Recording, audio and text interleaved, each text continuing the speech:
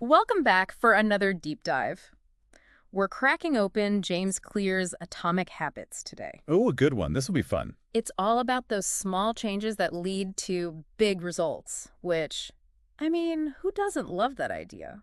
We've got a ton of research and insights to unpack, so get ready for some aha moments, even if you think you've heard it all when it comes to building better habits. What I find fascinating about Atomic Habits is that, unlike those quick fix solutions we see all the time, it gives you a framework, Yeah. like a real understanding of how habits actually work and how to make them work for you, not against you. Right, it's not just another list of productivity hacks. Exactly. Okay, so before we get too deep into the details, I wanted to start with that story about the British cycling team.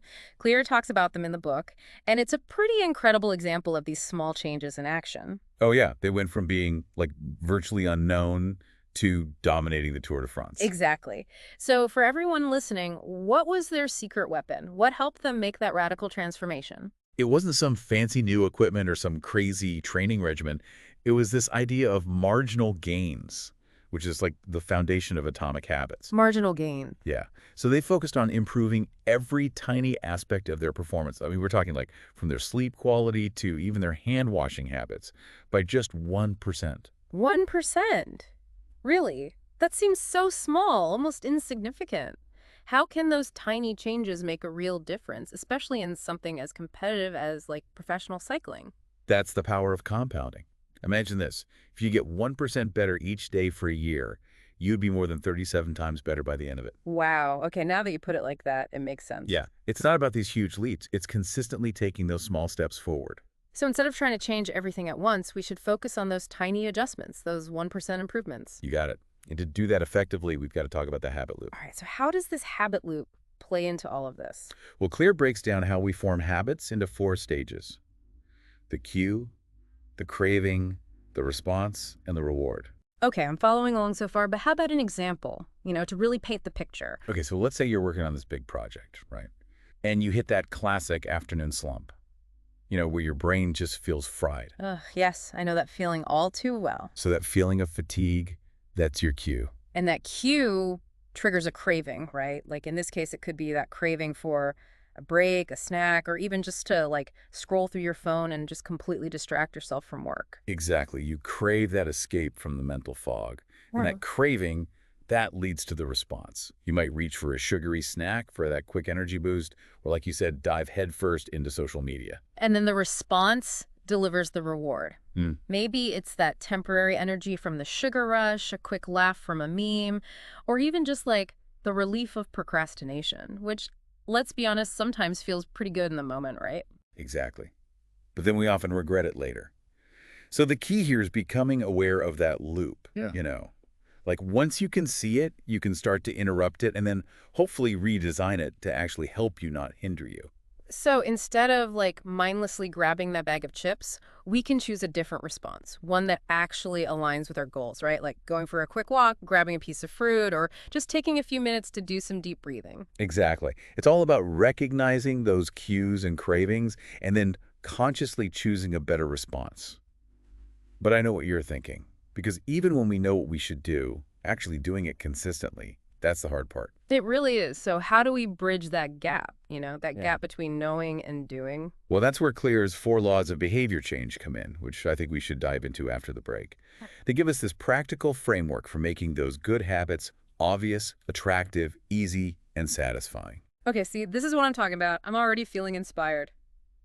All right, everyone stick with us. We'll be right back to break down those 4 laws of behavior change. All right, so we were talking about the habit loop, right? And how understanding those cues, cravings, responses, and rewards can really help us, like, start taking control of our habits. Exactly. But then there's that next hurdle. How do we make those changes stick long term? Yeah, that's the million-dollar question. But that's where those 4 laws of behavior change come in. They act kind of like, I don't know, a set of tools to help us actually put that knowledge into action.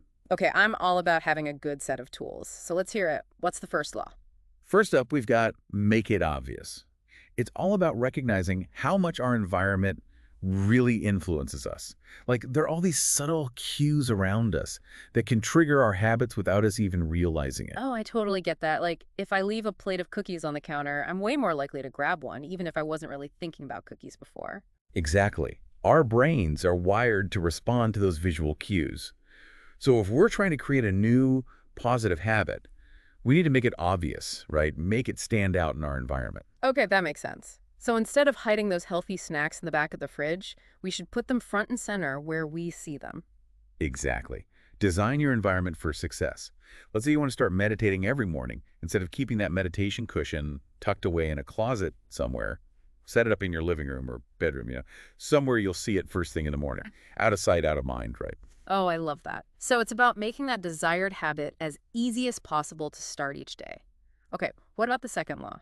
Second law is all about making it appealing. Make it attractive. Okay, because let's be honest, sometimes those healthy habits, they don't exactly scream fun, right? Right, so we got to get a little creative. One way to make a habit more enticing is to pair it with something you already love. Like if you're trying to get yourself to go to the gym, but you also love listening to podcasts, tell yourself you can only listen to your favorite podcasts while you're working out. Oh, I like that. It's like you're giving yourself a little reward for taking care of yourself. Exactly. Or, I don't know, maybe you're trying to drink more water, but you always forget, right? Get yourself a reusable water bottle that you really love, that you're excited to use. Okay, that is such a good tip. I actually just got this new water bottle, and I've been so much better about staying hydrated. I think it's because I actually enjoy using it. There you go. See? It works. All right, ready for law number 3? Get me with it. This one's a good one. Make it easy. Music to my ears. It's all about reducing that friction, Right. making it as simple as possible to do the thing. Clear talks about this thing called the 2-minute rule. Basically, you want to break down your desired habit into something you can do in like 2 minutes or less. Okay, I am loving this rule already. It's like you're tricking your brain into getting started. Exactly. It removes all those excuses. Let's say you want to start writing every day, but then you sit down and you're like, oh, a whole blog post. I don't have time for that. Oh, yeah, I've totally been there. So instead, you tell yourself, I'm just going to write one sentence. One sentence, that's it. And you know what? Most of the time, once you start writing that one sentence, you end up writing way more than you planned. It's amazing how our brains work like that. Okay, on to the final law. Make it satisfying. That one feels pretty self-explanatory, but also, like, super important. I mean, we're more likely to stick to things we enjoy. Right. Our brains are hardwired to seek out those rewards, those things that make us feel good. So if we want to build lasting habits, they got to be satisfying. Okay, so how do we make our habits more rewarding? One really powerful way is to track your progress. Seeing those small wins add up over time can be incredibly motivating. Tracking progress is like giving yourself a visual reminder of how far you've come. It's like, look at me, crushing my goals, go me. Exactly. It's like those gold stars we used to get in school, but for adults. Okay, but you know what's really interesting about Atomic Habits? What's that? It's not just about building better habits. It's about how those habits can actually shape our identity. Oh, okay, now this is where things get juicy. Tell me more.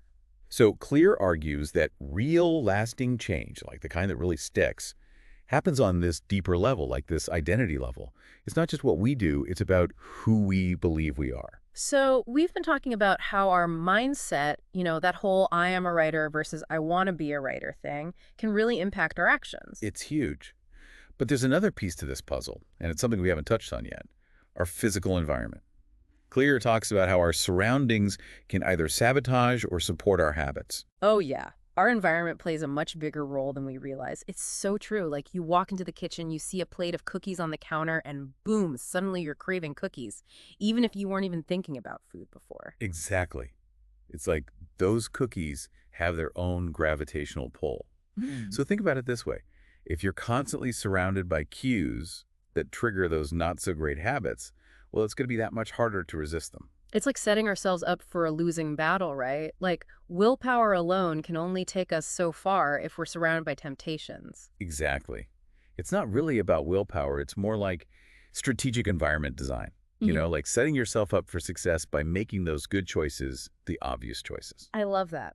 So instead of that plate of cookies, maybe we should have a bowl of fruit on the counter. Or, like if we're trying to read more, keep a book on our nightstand instead of our phones. Exactly.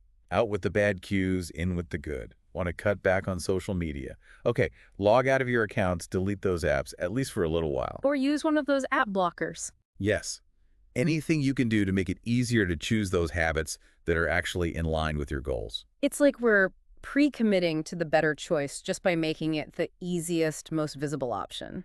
This has been such a great deep dive. We covered so much ground I today. know, right?